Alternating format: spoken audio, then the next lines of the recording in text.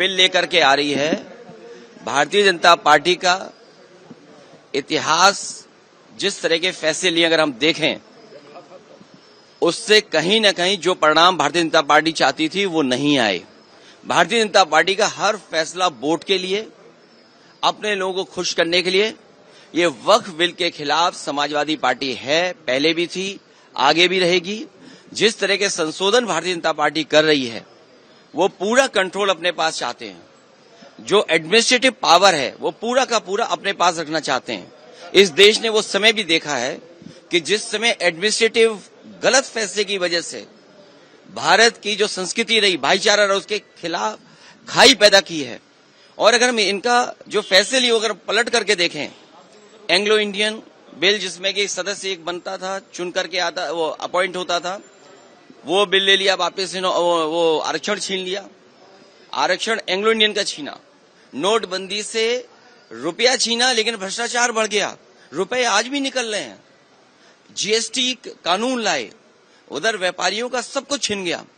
दिन भर वो केवल जीएसटी का चक्कर काट रहे हैं। तो जीएसटी हो, नोटबंदी हो या अन्य फैसले हों, ये छीनने का काम करते हैं, लोगों का कुछ न कुछ छीनने का काम करते हैं। वक्फ के माध्यम से ये कहीं न कहीं संदेश ये देना चाहते हैं कि अपना वोट बैंक ठीक कर लें, क्योंकि नौकरी दी नहीं, रोजगार दिया नहीं, किसान की आय दोगुनी हुई नहीं, तो इनका वोटर भी इनसे नाराज है।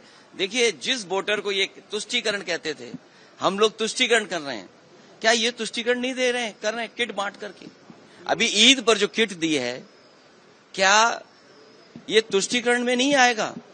क्योंकि इनको पता है इनका वोट खिसक गया है। अभी तक तो ये हिंदू भाइयों को गुमराह करते थे, अब इनकी कोशिश है कि मुसलमान भाइयों को भी गुमराह कर दें। सर, वो कह रहे हैं वक्फ पे विपक्ष गुमराह कर रहा है। सर कह रहे हैं कि वक्फ पे आप एंग्लो इंडियन इन्होंने छीना, क्या विपक्ष ने गुमराह किया? आपने आरक्षण छीना, जो यहाँ पर लोकसभा में चुन करके आते थे, असेंबली में अपॉइंट होते थे, तो वो छीना आपने। नोटबंदी पे आपने कहा कि आतंकवाद खत्म हो जाएगा, इनके लोगों को माफी मांगने जाना पड़ा। क्या आप सोच सकते हो? फौज के गलत फैसले की वजह से, हालांकि नई बात बनती ये कहने की है, लेकिन फिर भी कह रहे हैं, एक घटना ऐसी हुई जिसमें इनको माफी मांगनी पड़ी है फौज के बड़े अधिकारी को जाकर के, जो गलत एनकाउंटर हुआ था। तो इन्हीं की वजह से आतंकवाद बढ़ रहा है। नोटबंदी फैसला लिया, क्या भ्रष्टाचार नहीं बढ़ा? एक व्यापारी उत्तर प्रदेश में, जिसके इत्र व्यापारी था, कारोबारी, 250 करोड़ रुपए निकला था नोटबंदी के बाद, और ये कहा गया समाजवादी पार्टी का है। जब इनकी बदनामी हुई, इनका फैसला गलत हुआ, इन्होंने अपनी बदनामी छिपाने के लिए समाजवादी पार्टी के जो पूर्व एमएलसी, उसके घर पे छापा मारा।